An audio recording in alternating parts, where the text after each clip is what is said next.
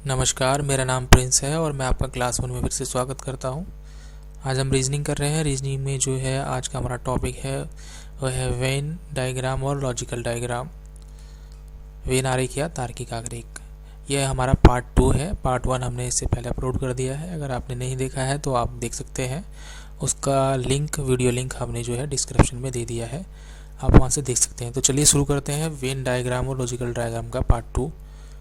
इसका उदाहरण नंबर 1 लेते हैं।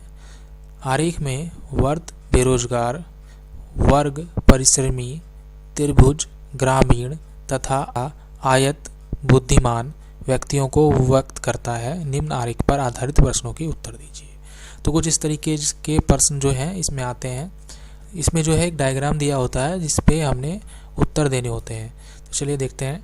ये कुछ इस तरह के डायग्राम इसमें आते हैं और इसके आधार पे हमें प्रश्नों के उत्तर देने होते हैं।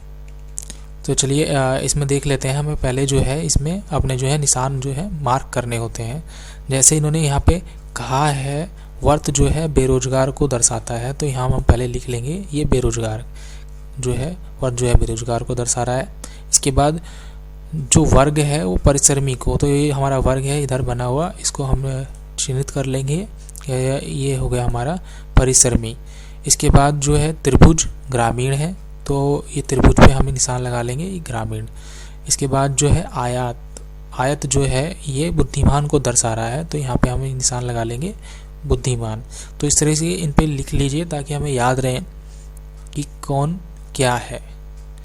इसके बाद हम जो है प्रश्न पर जाएंगे। प्रश्न में जो प्रश्न दिए होते हैं उसके जो उत्तर हैं हमें इस पे देने होते हैं। इसमें जो प्रश्न दिए होते हैं उसके जो उत्तर हैं हमें इस डायग्राम के आधार पर देने होते हैं।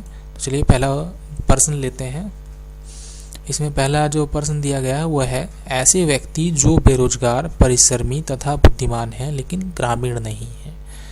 देखिए इसमें जो है इन्होंने ऐसे व्यक्तियों को पूछा है जो बेरोजगार हों, परिश्रमी हो तथा बुद्धिमान हो लेकिन ग्रामीण ना हो। उनमें 3 कैटेगरी हो, बेरोजगार, परिश्रमी और बुद्धिमान की, लेकिन ग्रामीण की कैटेगरी उसमें ना हो। तो जो हमारा ग्रामीण का जो डायग्राम है वो ये है, ट्रायंगल इन्होंने दिया है, त्रिभुज।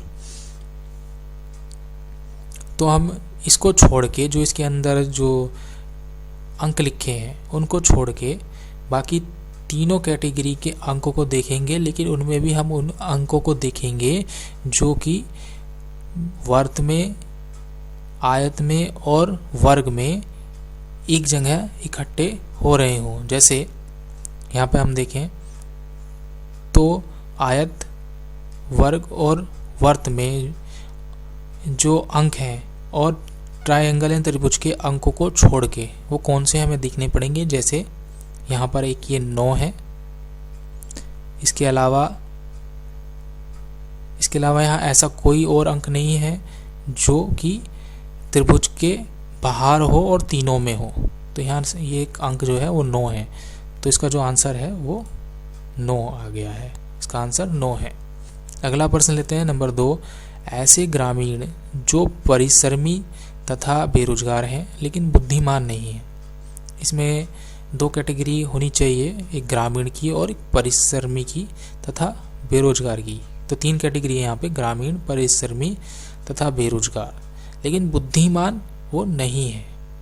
तो बुद्धिमान की जो डायग्राम है वो है ये आयत। तो हम जो है इसको छोड़ देंगे, आयत के अंदर जितने भी अंक हैं उनको छोड़ देंगे और बाकी जो है वर्त, त्रिभुज और वर्ग, इनमें लेंगे हम जो इनके अंक हैं उनको लेंगे। उनमें भी जो ग्रामीण, परिश्रमी तथा बेरोजगार हैं, इन 3 चीज़ पूछी है। इन 3 कैटेगरी में जो अंक एक साथ हों उन्हें हम लेंगे। इन 3 कैटेगरी के जो अंक एक साथ हों उन्हें हम लेंगे। जैसे जो वर्त के जैसे हम बाहर हैं इसको नहीं लेंगे क्योंकि ये वर्त में है, और इसी तरह इसको 12 जैसे ये अंक है इसको भी नहीं लेंगे क्योंकि ये केवल वर्ग में है, और ये जो है 5 को भी लेंगे क्योंकि ये ट्रायंगल में है। तो हमें ऐसा अंक यहाँ पर लेना है जो कि तीनों में हो।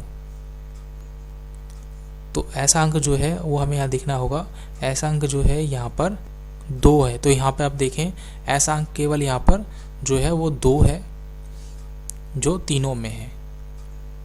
यहाँ पर ये वर्ग में भी है, वर्त में भी है और ये आपका त्रिभुज में भी है। तो इसका जो आंसर है वो है 2। बाकी कोई अंक यहाँ पर नहीं है। चलिए प्रश्न नंबर 3 लेते हैं इसका। ऐसे ग्रामीण परिश्रमी व्यक्ति जो ना तो बेरोजगार हैं और ना ही बुद्धिमान हैं। तो अब यहाँ 2 कैटेगरी हैं, ग्रामीण और परिश्रमी होने चाहिए लेकिन बेरोजगार और बुद्धिमान नहीं होने चाहिए। तो बेरोजगार और बुद्धिमान की जो डायग्राम है उनको हम हटाएंगे, जैसे वर्त और आयत के अंदर जो भी अंक हैं उनको हम हटा के देखेंगे और ग्रामीण और परिश्रमी के जो डायग्राम हैं उनको मिलाते हुए देखेंगे। तो ग्रामीण और परिश्रमी, तो त्रिभुज और जो वर्ग है इसको हम मिलाते हुए देखेंगे। तो यहाँ पर हम ध्यान से देखें तो हमें पता चलेगा ऐसा कोई अंक ही नहीं है यहाँ पर जो इस कंडीशन को पूरा करता हो। तो इसका जो आंसर आएगा वो है कोई नहीं। चलिए आगे चलते हैं। उदाहरण नंबर 2 लेते हैं। वह युवक जो ग्रामीण है लेकिन बेरोजगार नहीं है, निम्न में से कौन है? तो इसका जो डायग्राम है वो कुछ ऐसा आता है। अब देखें ये तीनों जो हैं वर्त दिए गए हैं, ना तो यहाँ ट्रायंगल यानी त्रिभुज है, ना यहाँ वर्ग है, ना आयत है, ना कोई और जो है डायग्राम दिया गया है, केवल वर्त दिए गए हैं 3। और प्रश्न पूछा है वह युवक जो ग्रामीण है लेकिन बेरोजगार नहीं है। तो हमें इसमें से आंसर देना है। तो इसका आंसर हम कैसे देंगे कि ये 2 कंडीशन कह रहा है, युवक जो ग्रामीण है लेकिन बेरोजगार नहीं है। तो हमें 2 कंडीशन निकालनी है, ग्रामीण और बेरोजगार। तो जो ग्रामीण है लेकिन बेरोजगार नहीं है, ये आंशिक रूप से अगर हम देखें तो ये आंशिक रूप से एक दूसरे में समाहित 2 सर्कल होंगे यहाँ पर, जबकि उसमें तीसरा सर्कल नहीं होगा क्योंकि ये 3 सर्कल अलग अलग चीज़ों के हैं। इनमें से एक होगा ग्रामीण का, एक बेरोजगार का और एक तीसरा जो है वो किसी और चीज़ का होगा जो यहाँ दिया नहीं गया है। तो हमें ऐसा जो है पॉइंट, ऐसे अंक निकालने हैं जो 2 सर्कल में हो, तीसरे में ना हो। तो हम यहाँ देखें तो 3 एक ऐसा पॉइंट है जो है दोनों सर्कल में है, इस वाले सर्कल में और इस वाले सर्कल में। तो हम इसको रख लेंगे 3। इसके बाद हम देखें तो 7 एक ऐसा पॉइंट है जो दोनों सर्कल में है, इसमें भी और उसमें भी। तो इसको भी हम 7 को रख लेंगे। और एक और है यहाँ पर 6 जो यहाँ इस सर्कल में है और इस वाले सर्कल में है, तो इसको भी हम यहाँ रख लेंगे 6। इसके अलावा जो है या तो सर्कल में अकेले हैं, जैसे 2, 1, 4 या फिर एक 5 है, लेकिन ये तीनों सर्कल में आ रहा है। तो इस वजह से हम इसको भी नहीं रख सकते, ये 3 कंडीशन पूरी कर रहा है, जबकि हमें ऐसा चाहिए जो 2 कंडीशन पूरी करता हो। तो हमारे जो उत्तर आएगा वो आएगा 3, 7 और 6। और पेपर में जब इसका जो उत्तर दिया रहेगा वो 3 अंक का होगा, 3, 7 और 6। तो ये इसका आंसर है। तो चलिए आगे चलते हैं। उदाहरण नंबर 3। नीचे दिए गए आरेख के आधार पर यह बताइए कि कितने मवेशी पालतू हैं। तो आरेख जो है कुछ इस तरीके से दिया रहेगा पेपर में, और ये लिखा रहेगा जैसे यहाँ पे वर्त पालतू का है, और जो त्रिभुज है ये जंगली का डायग्राम है, और ये वर्ग जो है ये मवेशियों का डायग्राम है। तो इन्होंने यहाँ पूछा है कितने मवेशी पालतू हैं। देखिए यहाँ पर जो है एक गलती ये हो सकती है उत्तर देते समय, क्योंकि ये जो त्रिभुज है ये जंगली को दर्शा रहा है, जंगली जानवरों को दर्शा रहा है, और इन्होंने पूछा है मवेशी पालतू। तो यहाँ 2 हैं, वर्त जो है पालतू का है और ये मवेशी का है। तो ये गलती क्या हो सकती है कि हम ऐसे अंक ढूंढें जो मवेशी और पालतू हों लेकिन जंगली ना हो, तो यहाँ गलती हो जाएगी। हमें ये देखना है क्योंकि जंगली जो है वो जानवर मवेशी भी हो सकते हैं और पालतू भी हो सकते हैं। तो हमें तीनों में ही देखना होगा, क्योंकि जंगली कैटेगरी को हम छोड़ नहीं सकते। कारण ये है कि जंगली जानवर जो है मवेशी और पालतू हो सकते हैं। तो देख लेते हैं यहाँ पर जो तीनों में अंक आ रहा है। पहला है 7, इसमें जो जंगली जानवर हैं और ये मवेशी भी हैं और पालतू भी हैं। और दूसरा जो है जो ये है 4 नंबर, यहाँ पर आप देखें तो ये 4 नंबर में ये जंगली जानवर तो नहीं है लेकिन मवेशी और पालतू दोनों हैं। तो ये 4 है, +4 कर देंगे हम। इसके बाद जो अगला है वो है, यहाँ पर आप देखें तो ये है 8, ये मवेशी है और पालतू है, तो ये +8। तो इन तीनों को हम जोड़ देंगे, ये हो जाएंगे 19। तो यहाँ पर 19 मवेशी जो हैं वो पालतू हैं। गलती होने की संभावना सिर्फ यहाँ पर ये थी कि हम जंगली जानवरों के जो डायग्राम दिया गया है इसको छोड़ के करते, लेकिन इसको लेना होगा यहाँ पर, क्योंकि इन्होंने मवेशी पालतू पूछे हैं और जंगली जानवर जो है, क्योंकि ये डायग्राम जो है इन दोनों में समाहित है, वर्त में भी और वर्ग में भी। तो ये जानवर जो जंगली हैं मवेशी और पालतू दोनों हो सकते हैं। चलिए आगे चलते हैं। उदाहरण नंबर 4, आरेख का अध्ययन करने के पश्चात प्रश्नों के उत्तर दीजिए। आरेख है कोई ये एक डायग्राम दिया हुआ है यहाँ पर। तो त्रिभुज जो है क्षेत्र रक्षक है यानी फील्डर, और वर्त जो है वो बल्लेबाज है बैट्समैन, और जो वर्ग है ये गेंदबाज है, ये बॉलर है। तो इसके आधार पर हमें प्रश्नों के उत्तर देने हैं। प्रश्न देख लेते हैं क्या है। पहला प्रश्न है, ऐसे व्यक्ति जो कि क्षेत्र रक्षक हैं परंतु गेंदबाज तथा बल्लेबाज नहीं हैं। देखिए 2 कैटेगरी यहाँ पर दी गई हैं, 2 कंडीशन है। ऐसा व्यक्ति जो क्षेत्र रक्षक है परंतु गेंदबाज तथा बल्लेबाज नहीं है, तो गेंदबाज और बल्लेबाज को हम निकाल देंगे और क्षेत्र रक्षक को रखेंगे। तो ये गेंदबाज है और ये बल्लेबाज है, तो वर्ग के अंक भी हम निकाल दें और वर्त के अंक भी हम निकाल दें, तो क्षेत्र रक्षक के लिए सिर्फ एक अंक बचता है जो कि ट्रायंगल में अलग है, वो है 6। तो इसका जो आंसर है वो है 6। अगला प्रश्न लेते हैं, ऐसे व्यक्ति जो क्षेत्र रक्षक हैं परंतु गेंदबाज तथा बल्लेबाज हैं।